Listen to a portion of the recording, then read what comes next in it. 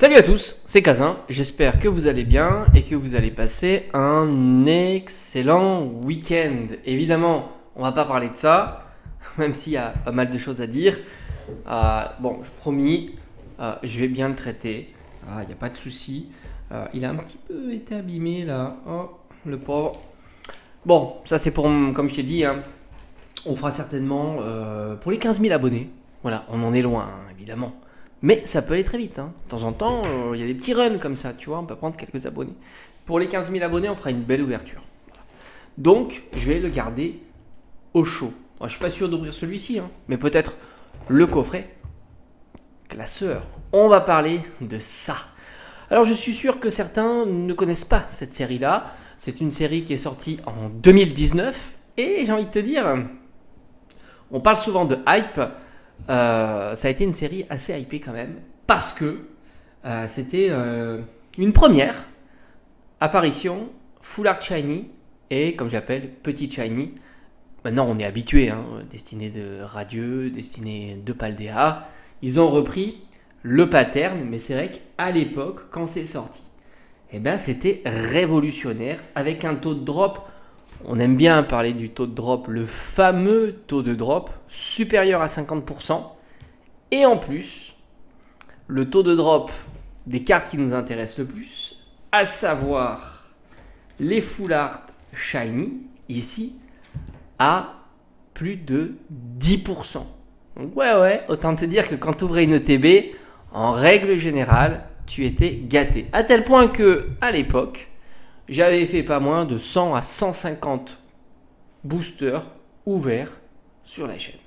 Voilà, tu peux aller te régaler, aller fouiller. Destinée occulte, on en a ouvert un beau paquet, principalement des ETB et des Pokébox. Alors, on est en période dit hype. Certains parlent même qu'on n'a jamais vu à ce point-là. Je suis plus sceptique. Je pense qu'il y a eu un Dirac plutôt qu'autre chose. Parce que voilà, il y a eu cette euphorie sur cette série-là. Évidemment, tous les ingrédients étaient donnés, puisque les plateformes permettent de mettre de la lumière, tout simplement, sur la valeur de l'item, avant même que ça sorte.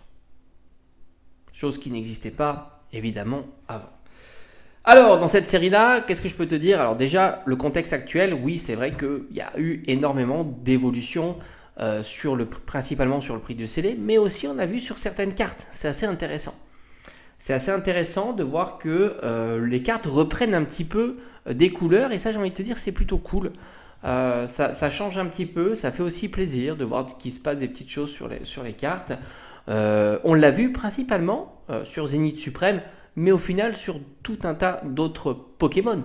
Par exemple, les cartes promotionnelles un peu tendance, comme les cartes alternatives, récemment, Amphinobi, Hipporoi, mais aussi d'autres cartes. Donc ça, c'est vraiment intéressant. Il y a un petit contexte comme ça qui est en train de se fabriquer entre le scellé, bon, qui est, on va dire, la fuite en avant. On sait que c'est comme ça va monter, ça va monter, ça va monter.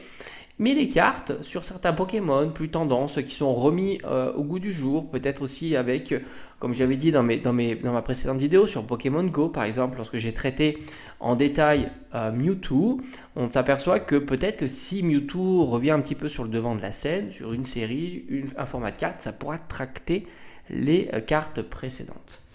Donc on est un contexte sympa, et comment se comporte par exemple cette série-là, destinée au culte, série iconique de Soleil et Lune, qui met en avant le fameux Dracofeu Shiny. À cette époque-là, on était à fond pour essayer de dropper cette carte-là. J'ai droppé pas mal, parce que j'ai ouvert beaucoup de boosters, donc j'ai droppé beaucoup de Full Art Shiny. Malheureusement, je n'ai jamais réussi à mettre la main sur ce fameux Dracofeu, malgré un taux de drop qui est plutôt sympa sur les Full Art Shiny, je le répète.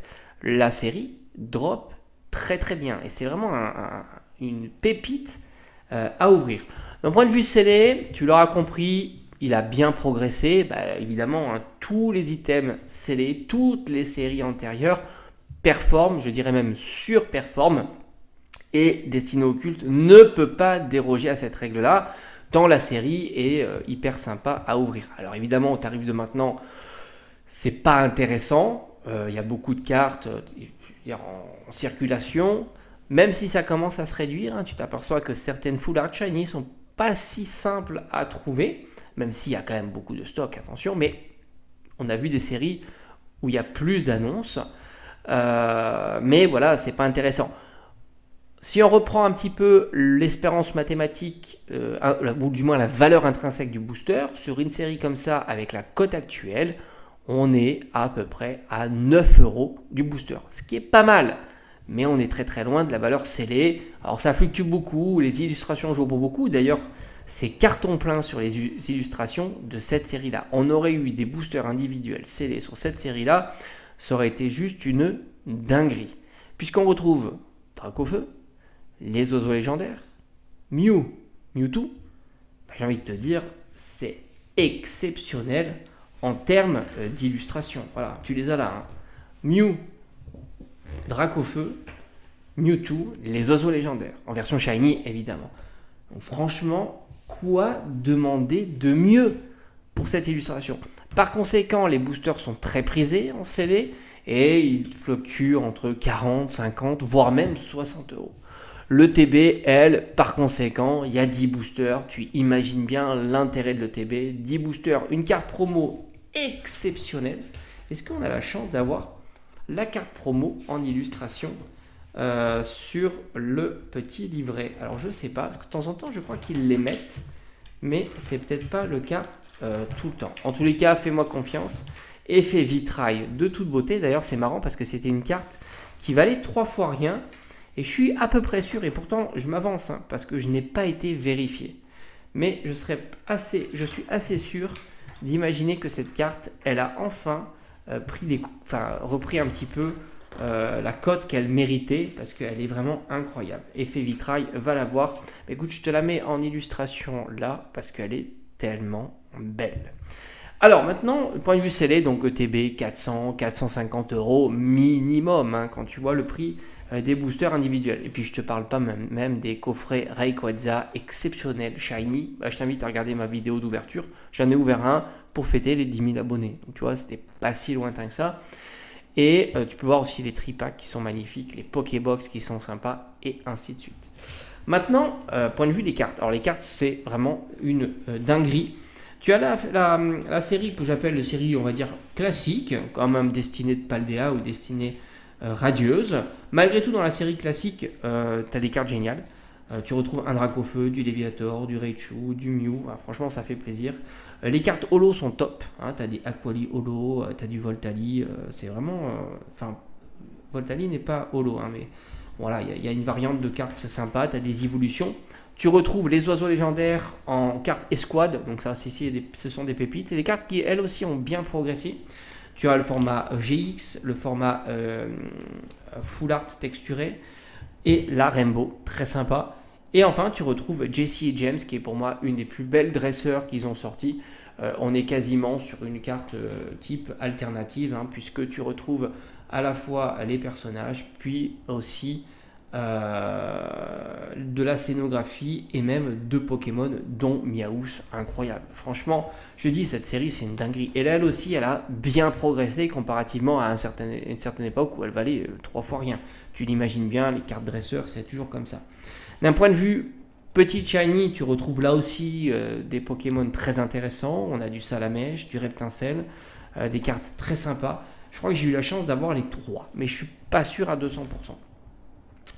T'as du Insécateur, très sympa, Voltorb, et évidemment, Riolu, Lucario, franchement, Tarsal, Kirlia, de magnifiques Pokémon, Karmash, Karchakroc, et le GOAT, Evoli, mais Tilton, j'aime beaucoup, et Altaria, incroyable. Donc franchement, les petits shiny aussi sont vraiment top. Et enfin, nous, ce qui nous faisait rêver à l'époque, c'était les Full Art Shiny, et tu retrouves les évolutions, tu retrouves du Amphinobi, du Mewtwo, du Dracofeu, du Articodin, c'est un sans faute.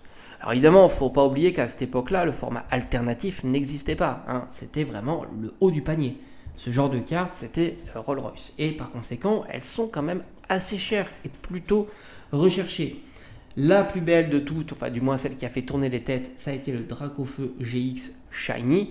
Et d'ailleurs, il fait un exploit, et c'est un exploit d'avoir une espérance mathématique supérieure à 1 euro. C'est colossal. Donc il atomise le Noctali VMAX.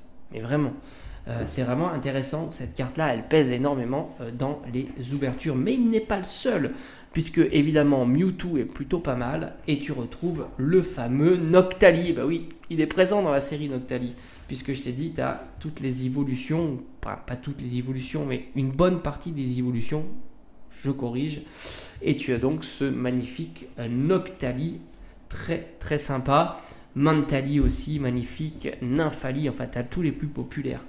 Mais enfin, c'est pas terminé. Tu retrouves aussi une carte dresseur digne d'une dresseur alternative, avec cette splendide carte Cynthia, et tu retrouves Lucario et Karchakroc Shiny. Franchement, c'est une régalade cette série-là. On terminera évidemment sur les cartes Gold. Bon, bah, c'est pas les plus intéressantes, tu l'auras compris. J'ai envie de te dire, on aurait pu s'en passer sans trop de difficultés. Non, franchement, c'est une très belle série destinée au culte. C'est bien pour ça que je la mets toujours au-dessus, malgré tout, de Destinée de Paldea. Bon, je ne parle pas de Destinée Radieuse qui est bien en dessous des deux autres. Moi, celle-ci, et puis pour moi, elle est un petit peu sentimentale, puisque c'est une série que j'ai énormément ouvert en 2019-2020 et même après. Et j'étais un des premiers à ouvrir beaucoup de boosters, à tomber beaucoup de grosses full art, hein, parce que j'ai quand même eu le Mewtwo, je crois que j'ai eu aussi un Evolution, j'ai eu le Fenard et ainsi de suite. Enfin, j'ai eu pas mal de cartes de cette série-là et franchement, ça fait excessivement plaisir. Et n'oublie pas que c'est une série qui drop énormément et c'est vraiment très très satisfaisant d'ouvrir du Destiné Occulte. Alors maintenant, non, parce que la série a tellement progressé, et ne serait-ce en un an et demi, elle a encore progressé, que évidemment ce n'est plus intéressant d'ouvrir des boosters, puisque les boosters coûtent beaucoup trop cher, et il faut mieux aller se focaliser sur l'achat des cartes qui t'intéressent. C'est ça un petit peu qui est, on va dire, dommage sur des séries comme ça, même si tu tombes sur cet item-là, où c'est compliqué d'ouvrir. Enfin, je te dis vraiment, c'est compliqué. C'est compliqué, alors les cartes sont belles à aller chercher, mais autant ouvrir du Destinée de Paldea, où tu as une série qui est aussi tout autant magnifique, et dont les boosters sont beaucoup moins chers. Mais c'est comme ça, c'est la tendance, il y a une belle décorrélation entre le prix des boosters, c'est ce que je t'ai souvent dit, le prix des boosters et la valeur intrinsèque du booster. Voilà, c'est comme ça. Voilà, dis-moi un petit peu si tu as connu cette série-là, si tu as eu l'occasion d'ouvrir des boosters de cette série-là, et si tu trouves cette série plutôt sympa. Évidemment, comme d'habitude, à bientôt.